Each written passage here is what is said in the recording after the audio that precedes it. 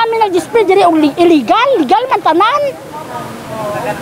Unsa man di ay pagsabot sa amoa, patyon na kami sa gutom. Bipalag ang pipila ka mga manindahay ug gulay, isda ug karne sa Purok 5 ug 6 sa barangay Conel ng syudad sa Jensan, human nga gipang adtuan kini og pipila ka mga opisyales sa barangay adlawng Lunes, alang sa pagabuhatong clearing operation sa mosunod nga adlaw. Uy lang kami, nga tani, bayan lang kami diri, matikit lang kami. Anong problema nila sa amo? Kay legal man ang amo nga negosyo. Sa among pakighinabik kang Kapitan Luciano, pahimangno pa usa ang ilahang ginabuhat aron nga mahibaw-an sa pipila ka mga vendor nga magpaygayon sila og road clearing operation. Ginainganyo usab niini ang mga vendor nga mopwesto sa satellite market aron nga mahan-ay ang kadalanan.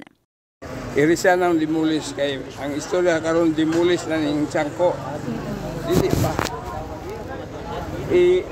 Kuan lang, educate lang ang tao nga kaning tindahan. Dili gyud mo kon sa labi na parking fees kay gamay dalan. Pero maabot ang dimulis dili pod ang tanang tindahan, ang gulay lang, manok, karne, isda. Mao na Kaya naman tayo public market. So, looy kayo naninda dito kung dili ni kuan, pero di dayon sakto ng tao. Apan argumento sa pipila ka mamaligyaay. Makaano po mi ma'am, like makaginan-siya gud mi ma'am. Nya ma'am wala man jud mi mabuhat ma'am kay mingaw man jud ang ma'am ang satellite ma'am. Last month nag-complain ako sa barangay about ani na among halin everyday, mao ta among halin everyday. Ang ana sila ma'am aksyonan daw nila. Wala may actions ma'am. Walay actions. Mingaw kayo ang satellite ma'am. Maong dili nila ma-push ang tao or dili nila mapugos ang tao ma'am nga mga to dito. Ang dito sa ibabaw pinanay nalugi yan at lagi hatag. Aun sa rason nila no? Kung malugi mo ingon sa konsyal, kung malugi mo undang daw mong negosyo, unsa may pakaon sa pamilya?